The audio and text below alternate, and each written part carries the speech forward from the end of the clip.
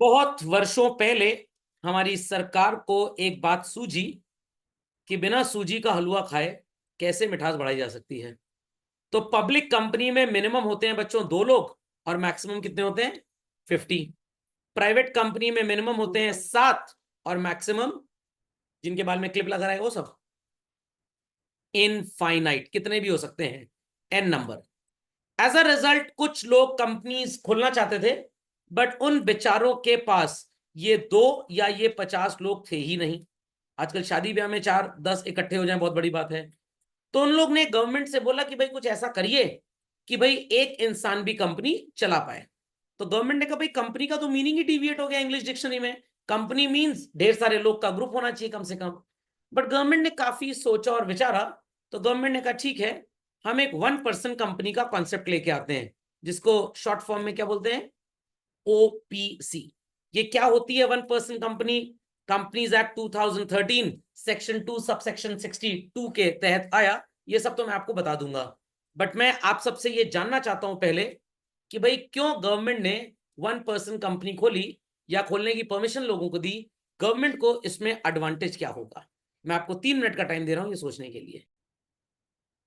चलिए भाई, काफी पढ़े लिखे लोगों ने जवाब दे दिया। The element of tax.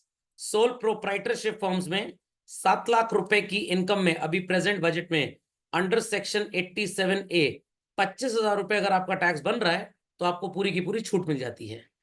1 person company is basically a joint stock company only. At max 30% and at a minimum 22% तक टैक्स लोगों को देना पड़ सकता है।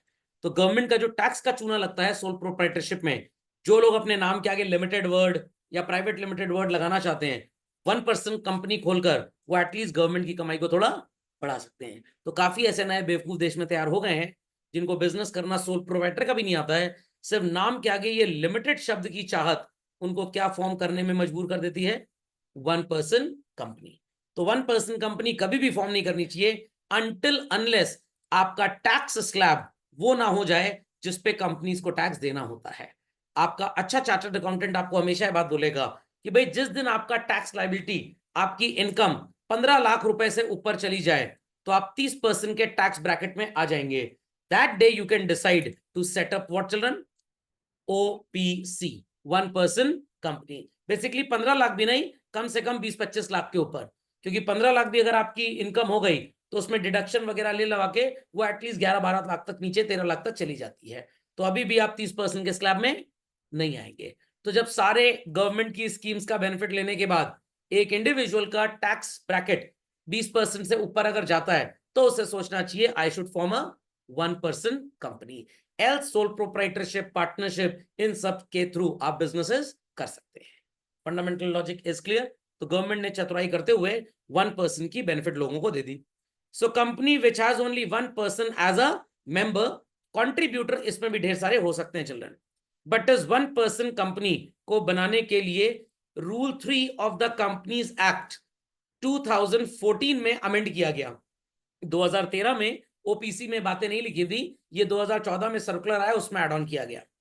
Only a natural person being an Indian citizen and resident, citizen and resident. बच्चे कहेंगे sir इन दोनों में फर्क क्या होता है? भाई रेजिडेंट क्या होता है मैंने आपको नेशनल इनकम में खूब ज्ञान दिया था। अब इंडियन सिटीजन कौन होता है ये कुछ लोग शायद मेरे को बता पाए, बट मेरे पास इसके लिए एक मसाला तैयार है।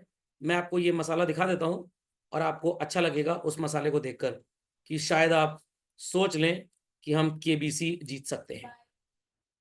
हाँ चलिए, कुछ जवाब मेरे सामने आ रहे हैं भाई। सिटीजनशिप कैसे मिलेगी बच्चों? हमारे कॉन्स्टिट्यूशन में इसकी ज्ञानबाजी की गई है। तो भाई सिटीजन बनने के लिए या तो आप देश में पैदा हुए हो, समझना क्या, बट आपके माता पिता इलीगल माइग्रेंट्स नहीं होने चाहिए। मतलब सर अफ्रीका में शादी की है और बच्चा हिंदुस्तान में आके पैदा कर दिए, ऐसा लोग विदेश में काफी करते हैं। हमारे एक दो रिश्तेदार हैं, उनका जब बच्चा होने वाला था, पहले दूसरा महीना ही जब स्टार्ट हुआ लेडी को, तो वो चलेगा यूएस और उन्होंने बच्चा वहां पे पैदा किया अपना। बड़े जीनियस टाइप के थे। काश मेरे माँ बाप को अकल आ गई होती बचपन में। समझ में आया? वैसे हम सब भी ब्रिटिशर थे बच्चों, 14 अगस्त 1947 तक। 15 अगस्त 1947 में इंडियन बन गए, पहले हम ब्रिटिशर ही हुआ करते थे। ओके, सुन के लोगों को अच्छा लग रहा है, चलो थोड़ी तो औकात बढ़ने का मौका आज मिला, समझ में आ गया। तो बाय बर्थ, तो अगर पेरेंट्स इलीगल माइग्रेंट्स हैं तो वो पैदा हुआ बच्चा हिंदुस्तान में कभी भी सिटीजन नहीं माना जाएगा। या आप सो कॉल्ड 7 साल इंडिया में लगातार रहें तो आप इंडिया के सिटीजन बन जाएंगे। या आपके माता पिता, समझ में आ गया, या दादा दादी या नाना नानी भी इसमें इंक्लूड किए गए हैं, they are the citizen of India. आपकी पैदावार कहीं की भी हो। Sir what do you mean by पैदावार? सब्जी मूली गोभी मूली है क्या? अरे पैदावार ही बोला जाएगा ना। आप कहीं पे भी दुनिया जहान में पैदा हो, बट पेरेंट्स अगर इंडिया में पैदा हुए हैं, वो भी अनडिवाइडेड इंडिया, तो भी माना जाएगा, मतलब 1947 से पहले वाला। या आप 12 साल हिंदुस्तान में क्या रहे हो? ऑर्डिनरली रेजिडेंट रहे हो। क्या रहे हो? Ordinarily resident. ये कैसे रहेंगे सर हम? 182 दिन हर साल फॉर 12 कंटिन्यूअस ईयर्स आपको इंडिया में रहना पड़ेगा। इन 4 में से कोई भी चीज अगर आपके ऊपर लागू होती है तो you are called as what children? Citizen of India. समझ में आ गया? तो सिटीजन ऑफ इंडिया आप बनेंगे एज पर इंडियन कॉन्स्टिट्यूशन के तहत। खोपड़े में बात गई कि नहीं गई? It cannot carry out non banking financial investment activities. मतलब sir Muthoot finance, Manappuram finance, इस तरह की कंपनीज आप देखते होंगे, life insurance companies, any investment schemes and all, इस तरह का बिजनेस आप नहीं कर सकते हैं। क्यों नहीं कर सकते सर? क्योंकि इसके लिए बच्चों आपको परमिशन लेनी पड़ती है आरबीआई एंड सेबी से। ये कंपनीज एक्ट में आरबीआई और सेबी की दादागिरी बरकरार रखी गई है। ओके। चौथा, आपकी कैपिटल मैक्सिमम कितनी होगी?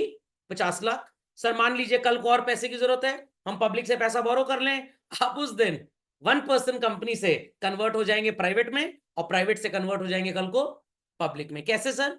Up to 50। अगर आप 4 लोग हैं, आप ओनर है, वो 3 बस कंट्रीब्यूट कर रहे थे पैसा, आई रिपीट वो 3 बस कंट्रीब्यूट कर रहे थे, तो इट इज ओपीसी। मैक्सिमम 20 लोग यहाँ पे कंट्रीब्यूट कर सकते हैं, तो यू आर ओपीसी। बट अगर 20 से ज्यादा लोगों का कंट्रीब्यूशन आ गया बट लिमिटेड टू 50 है, आपको बाय डिफॉल्ट क्या डिक्लेयर कर दिया जाएगा? Private limited. और अगर 50 से ज्यादा कंट्रीब्यूटर आपके आ गए, then you will be declared as what children? A limited company, a public limited company. चाहे तो आप स्टॉक एक्सचेंज में अपनी लिस्टिंग कराइए। लिस्टिंग का मतलब क्या होता है? ऑफिशियल परमिशन कि आपके शेयर होल्डर्स आपकी कंपनी का शेयर बाय सेल कर पाए। लॉजिक समझ में आया कि नहीं आया? और आपका टर्नओवर 2 करोड़ रुपए से ऑन एन एवरेज ज्यादा नहीं होना चाहिए। बच्चे कहेंगे सर बीच में 3 साल लगा है। अरे भैया पहला साल हुआ है तुम्हारी कंपनी, 3 कहां से ले आओगे? पैदा कर दो 3। Is that clear? तो पहले साल का टर्नओवर मान लीजिए 4 करोड़ रुपए, दूसरे साल का टर्नओवर 2 करोड़ रुपए, 4 और 2 कितना हो गया बच्चों? 6। और तीसरे साल का 5 करोड़, 4 + 2 6 और 5 11, डिवाइडेड बाय 3। क्या 3 करोड़, सॉरी 2 करोड़ हो रहा है? ये 2 करोड़ से ज्यादा।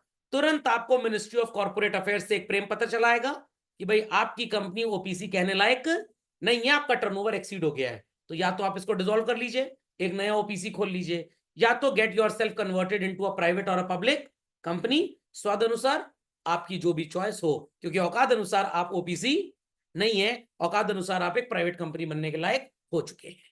Fundamental is understood? Fundamental is understood? तो सर कैसे इस टर्नओवर को घटाया जा सकता है? इसको घटाने का कोई जुगाड़ नहीं है, सिर्फ प्रॉफिट घटाने का जुगाड़ होता है सीए के पास, टर्नओवर घटाने का जुगाड़ नहीं होता। सर कैश में बिजनेस चालू कर दें, कैश में बिजनेस चालू करेंगे तो बुक्स में पैसा नहीं आएगा, तो डिविडेंड कहां से अपने आप को लोगे? अपनी सैलरी कहां से लोगे? खोपड़े में बात गई कि नहीं गई? ओपीसी सबको समझ में आ गया बच्चों? चलिए, तो logic is understood well, logic is understood well भाई। तो ये 5-6 चीजें मैंने मार्क की हुई है भाई। एक शेयर होल्डर होता है इसमें, कंट्रीब्यूटर्स 20 हो सकते हैं बच्चों, single ownership, separate legal entity, सरकारी पेज कम, इंडियन रेजिडेंट होना चाहिए, और आपकी वेल्थ हमेशा सिक्योर्ड रहेगी। तो कभी भी ये बेवकूफी मत करिएगा सोल प्रोप्राइटर की जगह ओपीसी खोल लें, कभी ये काम मत करिएगा। व्हेन यू फील लाइक कि आपका average tax upon your total income multiplied by 100, अगर ये 20% से ज्यादा हो जाए, मैं तो कहूंगा 30 से ज्यादा हो जाए, तब आइडिया लाइएगा ओपीसी खोलने का, नहीं तो ओपीसी खोलने की कोई जरूरत नहीं है। समझ में आया? मान लीजिए कोई इंसान हमारे देश में 25 लाख रुपए कमा रहा है अपने दुकान पे as net profit children, how much? 25 lakh. New income tax regime के हिसाब से 0 to 3 lakh is exempt. 3 lakh से 7 लाख रुपए पे आपको कितना टैक्स देना है? 5%। 7 लाख रुपए से पहले 10 था, अब ये 11 हो गया शायद। कितना टैक्स देना है? 20%। नहीं सॉरी 10% है, सॉरी। 7 से 10 है कि 7 से 11 है? 7 से 10 है शायद, हाँ। 7 से 10 लाख, फिर 10 लाख से 12 लाख पे इट इज 15%। 12 लाख से 15 लाख पे इट इज 20%। और 15 लाख के ऊपर इट इज 30%। और आपका प्रॉफिट कितना है बच्चों? 25 लाख। तो यहां पे आपको टैक्स देना है कुल मिला के 4 लाख रुपए पे 5% के हिसाब से कितना? 30,000। यहां पे आपको टैक्स देना है 30,000। 10 से 12 2 लाख पे यहां पे भी लगेगा 30,000। 10% था ना? हाँ ठीक है। और यहाँ पे 12 से 15 3 लाख का ब्रैकेट आया। 3 लाख पे 20% कितना हो गया? 60,000। और 15 लाख के ऊपर 25 लाख तक 10 लाख हो गया। 10 लाख का 30% कितना होगा? 3 लाख। टोटल टैक्स जोड़ के बताओ जरा कितना आया? 30 और 20 50, 50 30 80, 80 और 60 1 40 3 4,40,000 आपको टैक्स देना है on the income of 25 lakh. What is the average percentage burden of tax? एक बार गूगल में टैक्स का ब्रैकेट चेक कर लीजिएगा। मैं आपको सिर्फ एक एग्जांपल दे रहा हूं। देखिए बच्चों, मुश्किल से आप 17.6% के एवरेज टैक्स में आ रहे हैं। 17.6 टोटल टैक्स टोटल इनकम पे, क्योंकि कंपनीज पे तो फ्लैट 22 24 26 28 30% टैक्स लगता है। पहले 30 था, कुछ केसेस में इसको 26 भी कर दिया गया है। और स्टार्टअप वगैरह को स्पेशल बेनिफिट स्टार्टिंग के कुछ ईयर्स पे 22% तक का भी मिलता है।